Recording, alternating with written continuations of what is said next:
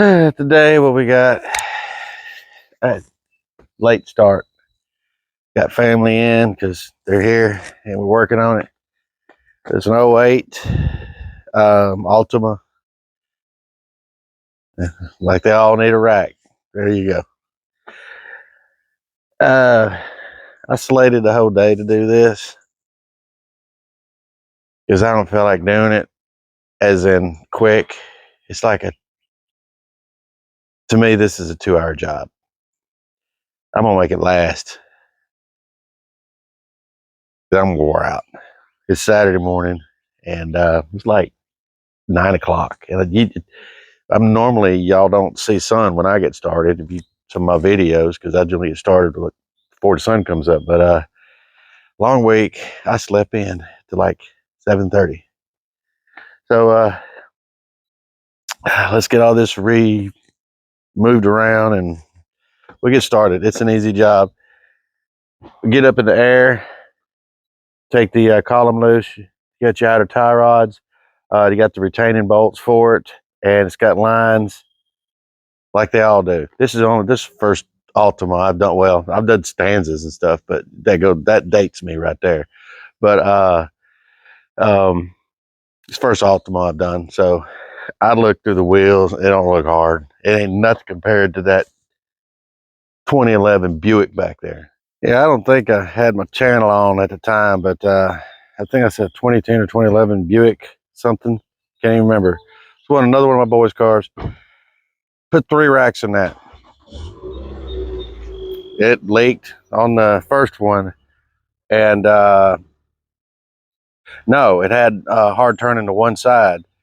Pulled that back out, sent it back. He got another one. That one leaked like a sieve or something like that. And then we got another. It was a rigmarole. But it's all good now. So that one was a pain because all the exhaust was it was a nightmare. It even took me 6 hours to do the first one.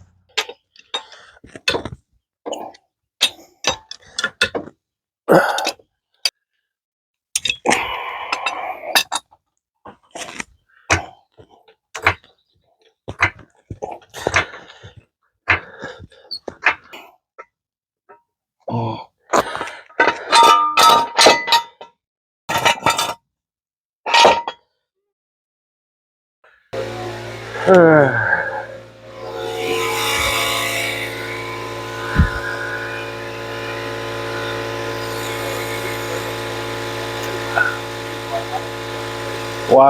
Air pressure building right now. I'm not using air, but if I do, at least I'll have it. Yeah. I need some coffee.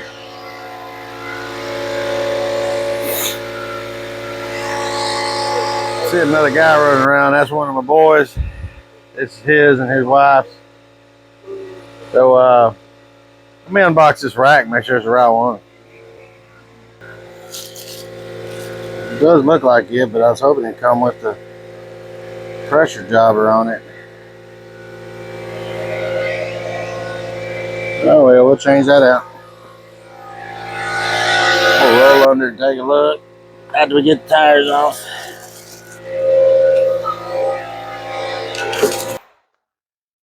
There's a line right above where it was running out. I haven't even told him yet. I just saw that. We're going to start it up here in a minute and make sure it's the line.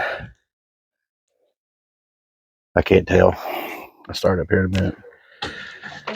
Well, we got the right rack. But when I go to work on all these things for kids, friends, whatnot, a lot of this is diagnosed over the phone. So this one I did take a quick look at in the gravel somewhere, but the rack is not leaking. So we're going to hang on the rack due to its price was cheap. And the problem on this one here is the high pressure line. It goes right above the boot that I thought it was leaking out this right here, but it's not. So it's they say they got the line local. So we're gonna run up the street and get that. So we're switching gears, but we're gonna hang on to this. How to find my keys? What did I do with my keys? As I mentioned earlier, we bought this rack here. Like I said, it wasn't that much diagnostics behind it, so since they live quite a bit distance, we did our due diligence. But if you look in here, I can't see the phone that close up to point, so give me a minute. Right there, up in there on that soft line. So we went to O'Reilly's, got one. They actually stocked it, so that's pretty cool. So I know y'all gotta make 1,000 comments on what else was leaking under here, but we know what else is leaking. And a couple things were already fixed, but so we just haven't cleaned all this up down here. But we're gonna get this power steering line replaced real quick.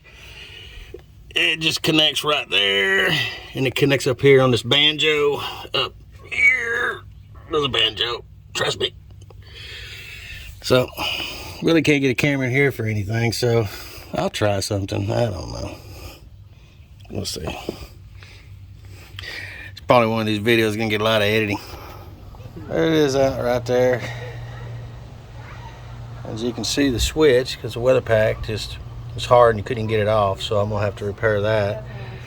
And then this and this was attached to that, and them 2 bolts was I pulled out of the intake, because if I'd have pulled that one out, if I even seen it, I didn't see it.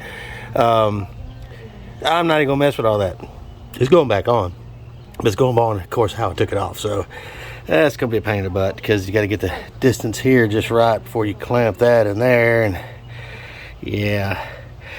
But how I got to it was I actually had to, I guess my forearm's a little too big. I couldn't get it in back there. So I popped these 2 out, popped that out, and pulled this out just a little bit. It's like about if you really look at it, how much I moved, it was about 1 inch, so I can get my forearm back there and get those 2 bolts. So that's how it's going back in. So give me a minute, let me get that back in there, and then we'll get back under the bottom and put the rest back together. It is just so nasty under there. I've never had grease in my armpits until I got to this job. Well, I probably did back in the 90s, but in the 80s. But nothing anytime soon. I mean, nope. Guys, it's 3 hours later. And I'm very sorry. I had to put this, I'm about to edit a lot of this out because I had to get in front of the camera. I had to go ahead and charge it because it didn't die, and I didn't care. Just word of the wise, Nissan engineers, they know which way they point bolts. They pointing things in the wrong direction when there's plenty of room. Most of your other imports, they do try to put bolts where you can get to them. Nissan didn't. So, you know, much time later, we got the new line on in there, and I end up, to get more room for the up on the, to put that line on, yes, the sensor's broke, I'm gonna fix it. To get that on and get the angle and everything you need to bend that hose, I had to take off the outer tie rod. You know, it just swings around now, so it gives me a little more room because my arms are short but they're thick. And this just, I'm gonna have a bruised sternum from that right there because my arms are too short to get up to the pump. But I got it.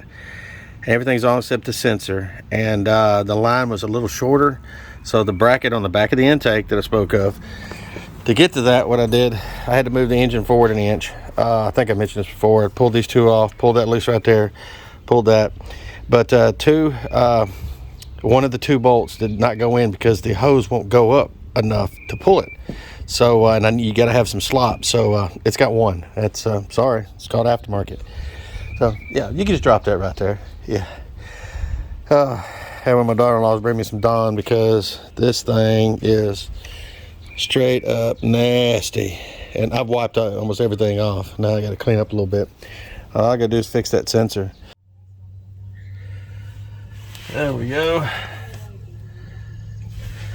She dies. I'll go ahead and order them another switch, get it here, and we'll replace that one day. It's not hard to get to.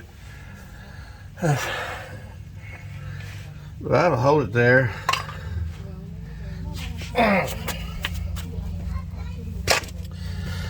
All right, let's get this last piece back on here. You hear my daughter and my granddaughter.